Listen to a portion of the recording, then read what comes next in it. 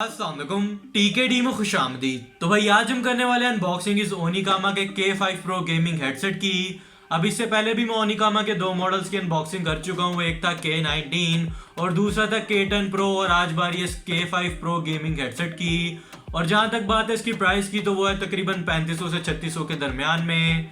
तो बाकी फिर टाइम नहीं वेस्ट करते और आओ करते हैं इसकी अनबॉक्सिंग को।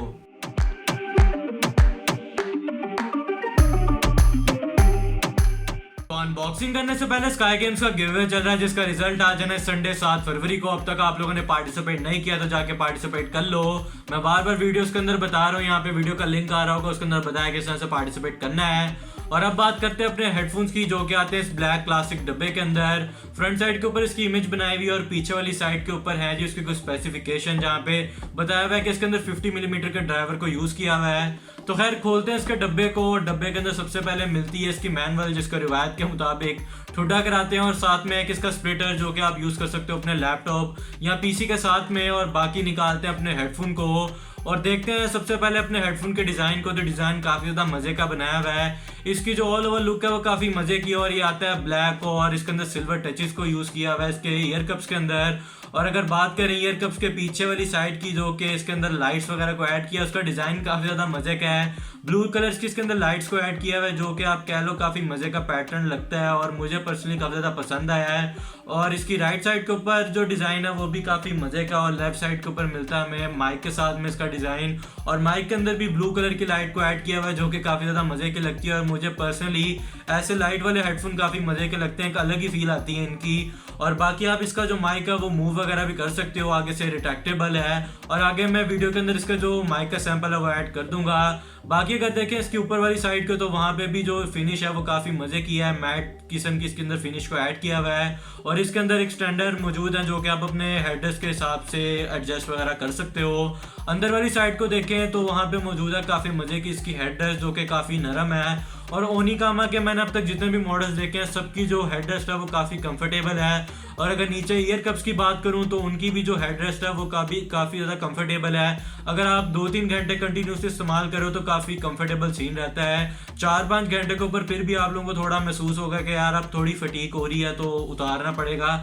और उस लिहाज से इनकी जो कुशनिंग है वो काफी ठीक है और एक बजट रेंज के गेमिंग हेडफोन है तो उस लिहाज से इनकी जो कुशनिंग है वो काफी ज्यादा अच्छी है। और दो K10 Pro की तो बहुत ही कमाल की थी, मगर ये थोड़े सस्ते वाले हैं तो इसके अंदर जो कुशनिंग है वो थोड़ी हल्की रखी हुई है। बाकी अगर बात करें इसके क्या कहते हैं जी बिल्ड क्वालिटी की तो बिल्ड क्वालिटी भी काफ़ी अच्छी बनाई हुई है। आप इसे जितना मर्जी मोड़ तोड़ लो ये कहीं पर टूटने नहीं वाले इतनी आसानी से। और नीचे वाली साइड पे इसकी एक वायर जहाँ पे जी इसकी जो वायर है वो ब्रेडेड की हुई है और इसकी जो वायर की लेंथ है वो है 6 फुट। तो वायर की लेंथ भी काफ़ी ज़्यादा सही है। और इसकी वायर के अंदर मिल जाता है हमें इनलाइन कंट्रोल का फीचर जहाँ से आप इसके माइक वगैरह को म्यूट या अनम्यूट कर सकते हो। साथ में इसका एक ऑडियो कंट्रोलर जिससे आप अपना जो वॉल्यूम वगैरह वो ऊपर नीचे कर सकते हो।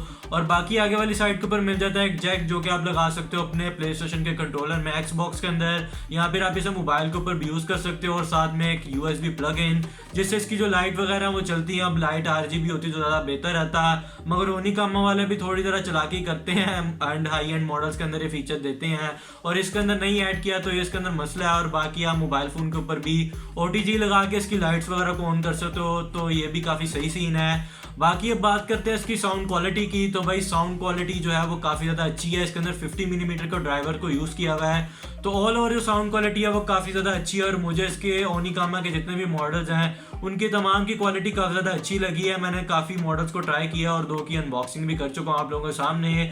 तो तकरीबन सबकी जो साउंड क्वालिटी है वो काफ़ी ज़्यादा सही है। बस K10 Pro और जो K6 हैं उनकी जो साउंड क्वालिटी है वो काफ़ी ज़्यादा अच्छी है इन बाकी मॉडल से। तो अगर आप उन दोनों को छोड़ के कोई और भी परचेज कर रहे हो तो डिज़ाइन के लिहाज से आप कोई भी परचेज कर सकते हो। सबकी ऑल ओवर क्वालिटी काफ़ी ज़्यादा अच्छी है। और जो ओनिकामा ब्रांड है वो साउथ एशिया, फिलीपींस के अंदर, मलेशिया में पहले ही काफ़ी ज़्यादा फेमस है तो उस लिहाज से इनकी जो क्वालिटी है वो काफ़ी ज़्यादा अच्छी है। बाकी आई होप आप लोगों को जो हेडफोन है वो पसंद आया होगा। बाकी इसका जो मैं ये माइक का सैंपल वो ऐड कर रहा हूँ वो आप लोग सुन लो। बाकी मैं आगे चल के थोड़ी और बात करते हैं इस हेडफोन की। तो ये ज़रा सुनो इसका सैंपल, फिर बाकी जो बात है वो बाद में करते हैं। Hello hello hello hello mike check 1 2 3। ये था इसका माइक का सैंपल। आई होप आपको जो इसकी माइक की क्वालिटी है वो भी पसंद आई होगी। बाकी इसकी जो प्राइस है वो तकरीबन 3500 से 3600 के दरमियान में है। मे भी थोड़ी कम भी मिल जाए, मैं लिंक दे दूंगा डिस्क्रिप्शन में। और बाकी आप लोगों का कोई और भी क्वेश्चन हो तो वो भी आप मेरे से कमेंट सेक्शन के अंदर पूछ सकते हो। तो बाकी मिलते हैं फिर नेक्स्ट वीडियो में। अल्लाह हाफिज।